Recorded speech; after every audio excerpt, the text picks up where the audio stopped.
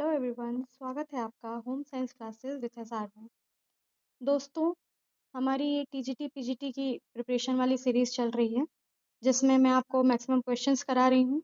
तो इसी सीरीज़ के अंतर्गत आज की जो हमारी क्लास है, वो बेसिकली डाइजेस्टिव सिस्टम को लेकर के है। मैंने इस तरह की क्लासेस और ऑलरेडी बनाई हुई है हार्मोन्स पे, ब्लड सर्कुलेटरी सिस्टम पे, फिर आपके सेल पे और हार्ट से रिलेटेड जो भी क्वेश्चंस आपके एग्जाम्स में बनते हैं और जो भी बुक्स के क्वेश्चंस हैं, जो भी एक्सपेक्टेड एमसीक्यूज़ हैं, वो सारे के सारे मैंने बनाए हुए हैं। तो आप प्लीज़, अगर आपने नहीं देखा है, अगर आप मेरी वीडियो पहली बार देख रहे हैं, तो मस्ट आपके लिए ज़रूरी है कि आप इसे प्लीज़ सब्सक्राइब कर दीजिए, ताकि आपको सारे नोटिफिकेशन मिलते रहें। बेल आइकन भी ज़रूर प्रेस कर दीजिएगा और अगर क्लास अच्छी लगे, चीज़ें समझ में आए, तो लाइक भी कर दीजिएगा। तो चलिए स्टार्ट करते हैं आज की क्लास हमारी डाइजेस्टिव सिस्टम की, जिसमें लगभग 30-35 क्वेश्चंस हैं, जिससे आपका बेसिक जो कॉन्सेप्ट है डाइजेशन का, वो पूरा हो जाएगा। चलिए स्टार्ट करते हैं। सबसे पहला है, निम्न में से पाचन तंत्र का सहायक अंग नहीं है। 1 मिनट। निम्न में से पाचन तंत्र का सहायक अंग नहीं है, तो दांत, यकृत, जीभ और वृक्क। सही आंसर क्या हो जाएगा हमारा? सही आंसर हो जाएगा वृक्क। वृक्क यानी कि किडनी जो है वो पाचन तंत्र का नहीं बल्कि उत्सर्जन तंत्र का सहायक अंग होता है। दांत, यकृत और जीभ ये सारे के सारे हमारे पाचन अंग के अंतर्गत आते हैं। अगला प्रश्न है कि भोजन नली की सबसे आंतरिक परत जो होती है वो क्या कहलाती है? तो सीरमी झिल्ली। सीरमी झिल्ली को देखिए क्या कहते हैं हम? एडवेंटिटा भी कहते हैं। सीरमी झिल्ली को क्या कहते हैं? एडवेंटिटा भी कहते हैं, या बाह्य झिल्ली भी कहते हैं, बाह्य आवरण भी कहते हैं। फिर हमारी दूसरी लेयर होती है पेशीय परत की। तीसरी परत होती है अवश्लेष्म कला, यानी कि सब म्यूकोसा, और सबसे अंदर की जो परत होती है वो होती है हमारी श्लेष्म कला। तो सही आंसर क्या हो जाएगा? श्लेष्म कला। श्लेष्म कला को हम और भी क्या कहते हैं? श्लेष्म कला को हम इंग्लिश में कहते हैं म्यूकोसा। तो देखिए दोस्तों, यहाँ पे 4 चीजें हैं, 4 स्टेप हैं। उन चारों स्टेपों को एक बार फिर से देख लीजिए, अगर आपसे स्टेप वाइज पूछ ले तो सबसे पहले हमारी सीरमी झिल्ली यानी कि एडवेंटिटा आती है। सेकंड स्टेप पे हमारी पेशीय परत मस्कुलर लेयर आती है। थर्ड पे हमारी अवश्लेष्म कला यानी कि सब म्यूकोसा, और सबसे लास्ट में हमारी श्लेष्म कला यानी कि म्यूकोसा आती है। तो ये 4 परत होती है हमारे पूरे के पूरे डाइजेस्टिव ट्रैक्ट में। चलिए नेक्स्ट क्वेश्चन, हमारा थर्ड क्वेश्चन। जीभ की पिछली सतह किस अस्थि से जुड़ी होती है? यानी कि जीभ का जो स्टार्टिंग पॉइंट होता है वो कहाँ से जुड़ा होता है, किस बोन से जुड़ा होता है? तो मैंडिबल, मैक्सिला, स्फेनॉइड या हाइड। तो सही आंसर क्या हो जाएगा? Option number D, hide bone से हमारी जीभ की पिछली सतह जो होती है वो जुड़ी रहती है। और मैंडिबल और मैक्सिला जो है ये हमारे जबड़े की हड्डियां होती हैं। ठीक है। अगला प्रश्न है, अस्थायी दांतों की संख्या कितनी होती है? तो अस्थायी जो दांत होते हैं वो होते हैं 20 संख्या में। तो दांत के प्रकार कितने होते हैं? दांत जब भी पूछेगा प्रकार तो 2 प्रकार के होते हैं, अस्थायी और स्थायी दांत। स्थायी दांतों की संख्या हमारी अस्थायी दांतों की संख्या हमारी 20 होती है। और अगला प्रश्न है कि स्थायी दांतों की संख्या कितनी होती है? तो जब भी हम परमानेंट टीथ की बात करते हैं तो आपको सबको पता होगा कि 32 दांत होते हैं हमारे परमानेंट टीथ के। चलिए अगला प्रश्न है, छोटी आंत। अगला प्रश्न, छोटी आंत स्मॉल इंटेस्टाइन की लंबाई लगभग कितनी होती है? स्मॉल इंटेस्टाइन की पूछ रहा है, पूरे डाइजेस्टिव सिस्टम की अगर पूछ लेगा आपसे, पूरे डाइजेस्टिव ट्रैक्ट की लंबाई पूछ ले, आहार नाल की, तो ये लगभग 6 से 9 मीटर के करीब होती है। लेकिन अभी आपसे सिर्फ पूछ रहा है छोटी आंत की, तो ये 5 मीटर के बराबर होती है। फिर पूछ रहा है, शरीर की सबसे बड़ी ग्रंथि कौन सी है? शरीर की सबसे बड़ी ग्लैंड कौन सी है? तो थायराइड, यकृत, पैराथायराइड, अग्नाशय। तो जब भी पूछेगा ध्यान रखिएगा इस चीज को, 2 तरह की बड़ी ग्रंथियों से प्रश्न आते हैं। तो जब भी शरीर की सबसे बड़ी ग्रंथि पूछेगा तो आप यकृत को लगाएंगे, यानी कि लीवर। पर अगर आपसे पूछ रहा है कि शरीर की कौन सी अंतःस्रावी ग्रंथि जो है सबसे बड़ी है, तो अंतःस्रावी ग्रंथि में हमारा थायराइड आ जाता है। ठीक है। चलिए अगला प्रश्न है हमारा, भोजन का रासायनिक पाचन किसके द्वारा होता है? भोजन का रासायनिक पाचन की बात करें तो देखिए, विटामिन, हार्मोन्स और खनिज लवण क्या है? ये सब विटामिन और खनिज लवण तो हमारे न्यूट्रिएंट्स हैं। हार्मोन्स हार्मोन है, तो ये पाचन में तो हेल्प नहीं करता है, कहीं कहीं पे कुछ कुछ जगहों पे इंपॉर्टेंट होता है, जैसे पेनक्रियाटिक हार्मोन। बट ज्यादातर वो जो होते हैं एंजाइम्स जो होते हैं, ये हमारे भोजन के रासायनिक पाचन का काम करते हैं। जैसे कि हमारे 3 तरह का एंजाइम, अगर पेनक्रियास की बात करें तो एल, ए और टी। लात, लात से याद रखिए। एल से हमारा लाइपेज, एल से लाइपेज एंजाइम।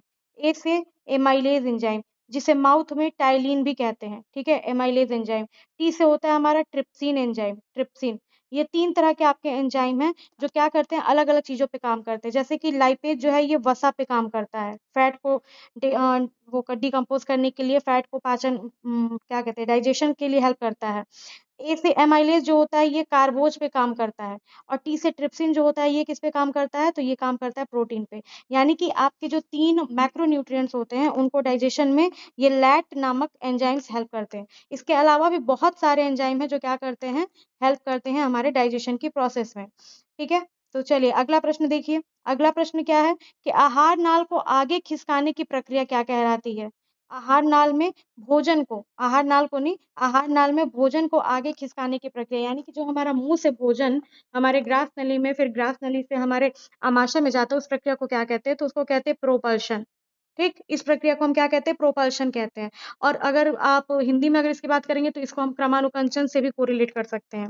अब्जॉर्प्शन का मतलब पता है आपको कि ये हमारा होता है छोटी आंत में होता है अवशोषण।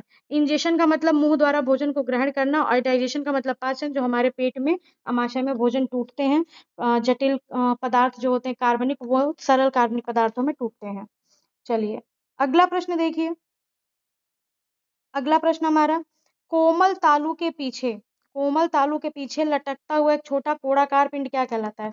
आपने देखा होगा कि मुंह जब खोलते होंगे तो आपकी अगर ये जीभ है और जब आपने मुंह खोला है, ठीक है, तो इस मुंह को खोलने के बाद से यहाँ पीछे की तरफ एक घंटी टाइप की चीज दिखाई देती है। वही पूछ रहा है कि इसको आप क्या कहते हैं, तो इसका सही आंसर हो जाएगा, इसको वल्वा कहते हैं।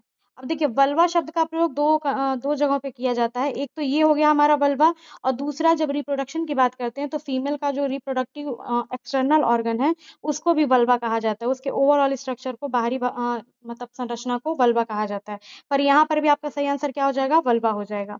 अगला प्रश्न है आपका क्या, अगला प्रश्न है कि जीभ पर स्वाद, जीभ पर स्वाद कलिकाओं को क्या कहा जाता है, यानी कि जो टेस्ट बड्स होते हैं उनको क्या कहा जाता है। तो जीभ के देखिए 3 अलग अलग नाम होते हैं, एक नाम होता है वैलेट, एक होता है फिलीफॉर्म, एक होता है फंगीफॉर्म। तो सही जवाब क्या हो जाएगा आपका, फंगीफॉर्म। तो जो स्वाद कलिकाएं होती हैं जिससे हमें स्वाद पता चलता है, ये लाल लाल चकत्ते के जैसे ऐसे ऐसे ऐसे ऐसे दिखाई देती हैं, इन्हें हम कहते हैं फंगीफॉर्म। क्यों इन्हें फंगीफॉर्म कहते हैं, क्योंकि ये चकत्ते के जैसे ऐसे दिखाई देती हैं तो ऐसा लगता है जैसे कि फंगस है। ठीक है, इसीलिए इसको फंगीफॉर्म भी कहते हैं। चलिए अगला प्रश्न हमारा, बहुत जल्दी हम लोग क्वेश्चंस को कर ले रहे हैं, बहुत टाइम आपको नहीं देना पड़ेगा।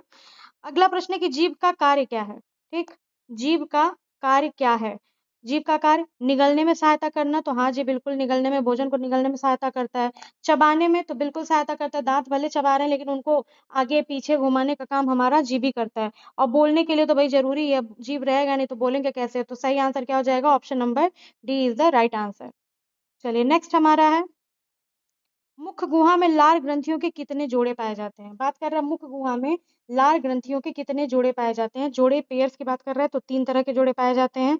एक हमारा पैरोटिड होता है, एक हमारा सबलिंगुअल होता है, एक हमारा सबमैंडिबुलर होता है, जिसको हिंदी में कर्णमूल ग्रंथियां कहते हैं, अधोजिह्वा ग्रंथि कहते हैं, अधोजंप ग्रंथि कहते हैं। ये तीनों अलग अलग हैं और तीनों हमारे अलग अलग जगहों पर होते हैं। चलिए अगला प्रश्न है कि अमाशय की संरचना अंग्रेजी वर्णमाला के किस अक्षर के समान होती है। अमाशय यानी कि जो हमारा पेट होता है वो कैसे दिखाई देता है, वो कुछ इस तरीके से आता है, ग्रास नली ऐसे आती है, ये थोड़ा सा फूला हुआ रहता है और ऐसे।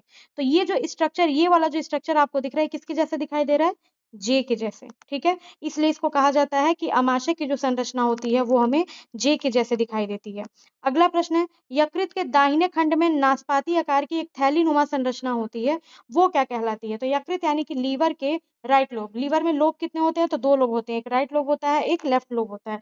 तो लीवर के राइट लोब में एक थैलीनुमा संरचना दिखाई देती है, उस थैलीनुमा संरचना को हम क्या कहते हैं, उसको हम कहते हैं पित्ताशय। ठीक, इसी को हम गैल ब्लैडर कहते हैं। और इसी में हमारा कौन सा जूस बनता है, बनता नहीं है, इकट्ठा रहता है, हमारा बाइल जूस इकट्ठा रहता है। अब देखिए आपसे यहाँ पे एक चीज और आप तैयार कर सकते हैं कि लीवर एक दिन में लगभग कितने ग्राम या कितने ml बाइल जूस तैयार करता है। तो मान के चलिए कि लीवर जो है वो लगभग लगभग 800 से 1000 ml bile juice per day तैयार करता है। ठीक है, पर डे ये तैयार करता है। पर आपको खुद पता है कि ये जो थैलीनुमा संरचना है ये इतनी इसकी कैपेसिटी नहीं है, बहुत छोटी होती है। तो इस थैलीनुमा संरचना की कैपेसिटी कितनी होती है, गैल ब्लैडर की कैपेसिटी कितनी होती है कि एक बार में कितना ये बाइल को स्टोर करके रख सकता है।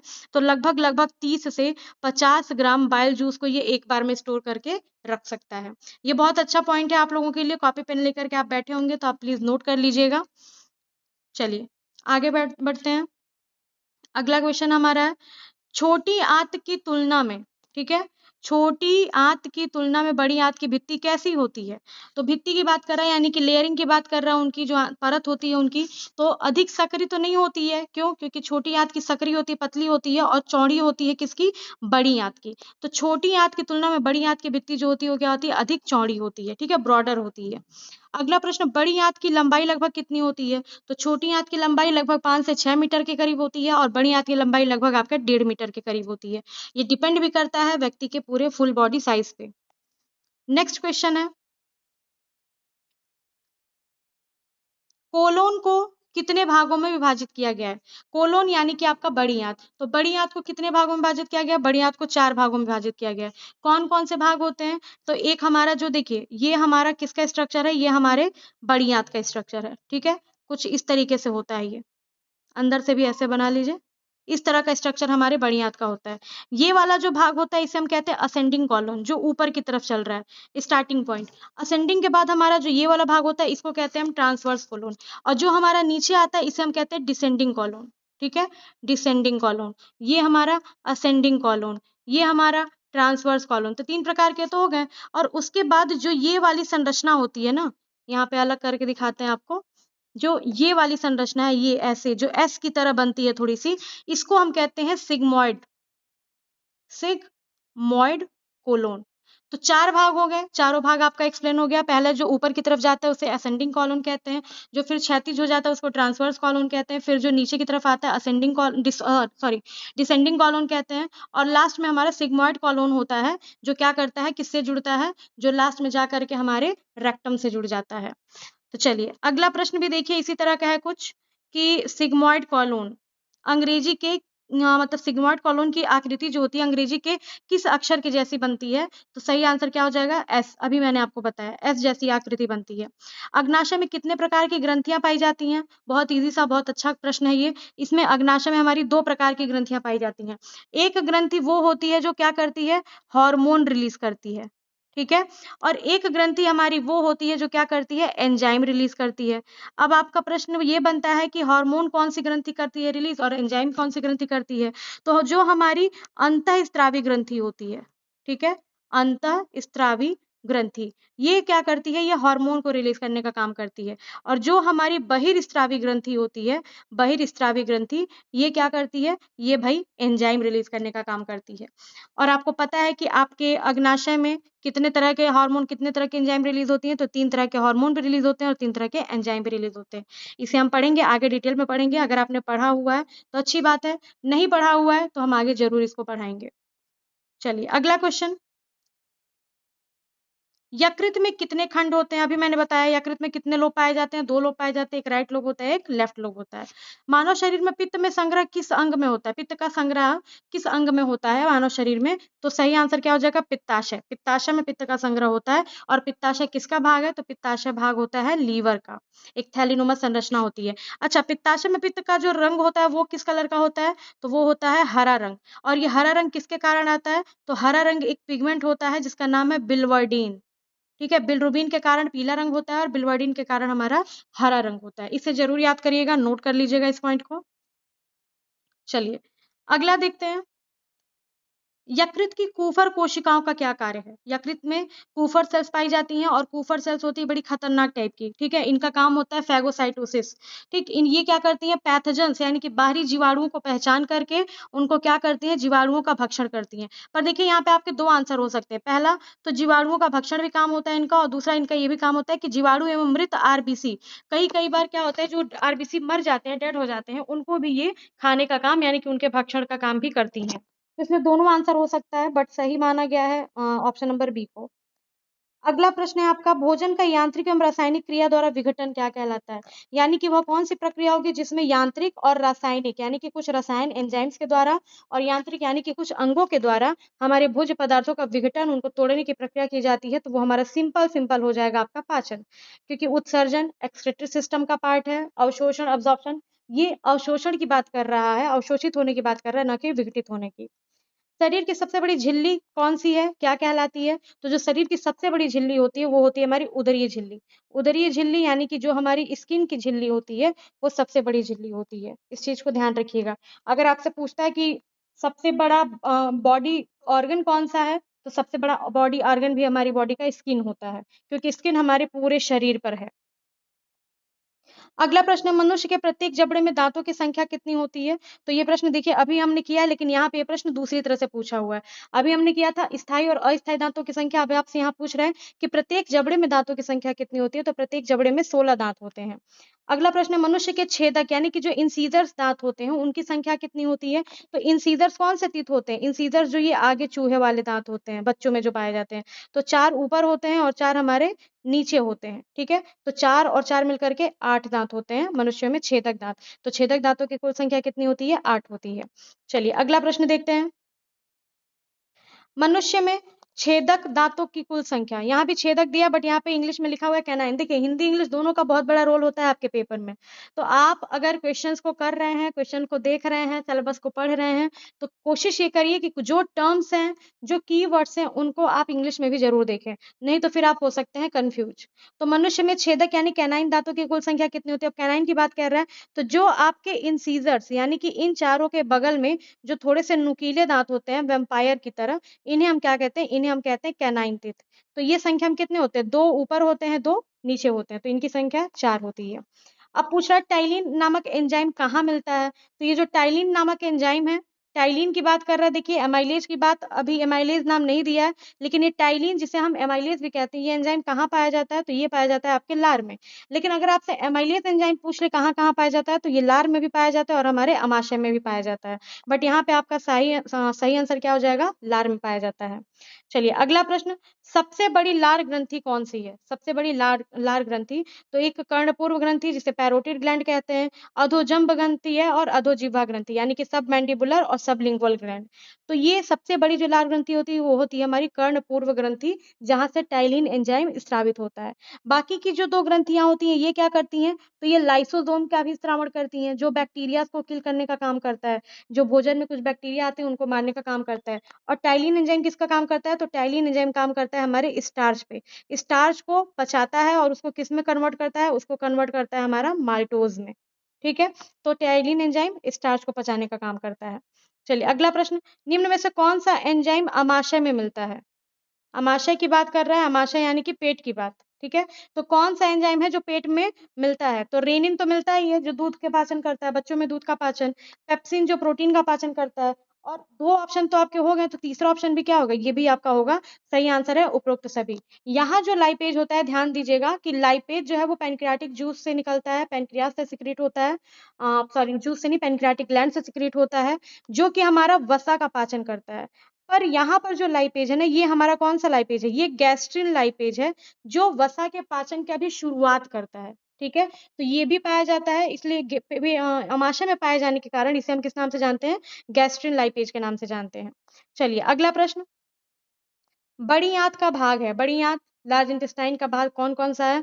तो सीकम, रेक्टम, कोलम या उपरोक्त सभी? तो सही आंसर क्या हो जाएगा? उपरोक्त सभी। ये सारे के सारे क्या होंगे? आपके सही आंसर हो जाएँगे।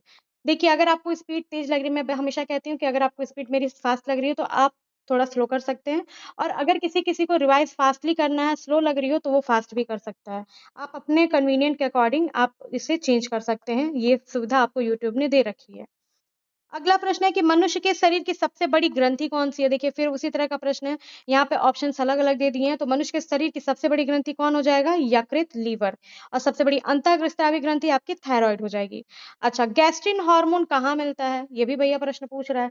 तो गैस्ट्रिन हार्मोन अभी बताएँ आपको, गैस गैस गैस कहाँ बनता है? गैस बनता है पेट में, याद रखिएगा। तो पेट में ही गैस्ट्रिन हार्मोन निकलता है, तो पेट का मतलब अमाशय में निकलता है। जो हमारे झिल्लियाँ वो होती हैं, हमारे क्या बोलते हैं, जहाँ से जो लेयर होती है, इंटरनल लेयर होती है हमारी, वहीं से हमारा गैस्ट्रिन जूस निकलता है, जो कि अमाशय में पाया जाता है। अगला प्रश्न है, निम्न में से पाचन संस्थान के कार्य क्या हैं? तो ऊर्जा व शक्ति प्रदान करना, रोग रोधन क्षमता प्रदान करना, शारीरिक वृद्धि में विकास करना, ये उपरोक्त सभी? सभी आंसर हो जाएँगे आपके, उपरोक्त सभी हो जाएँगे। क्योंकि भई पाचन संस्थान में ही सारे काम होते हैं, तो फिर हमारे न्यूट्रिएंट्स हमें मिलते हैं, उससे हमारी वृद्धि होती है, रोग प्रतिरोधक क्षमता मिलती है, और उसके बाद हमारे शरीर को कार्य करने के लिए ऊर्जा व शक्ति भी मिलती है। अगला प्रश्न है कि लार का स्रावण होता है, कहाँ होता है? अमाशय के द्वारा, लार ग्रंथियों के द्वारा, अग्नाशय या बड़ी आंत के द्वारा? तो सिंपल सा प्रश्न है, लार ग्रंथियों के द्वारा।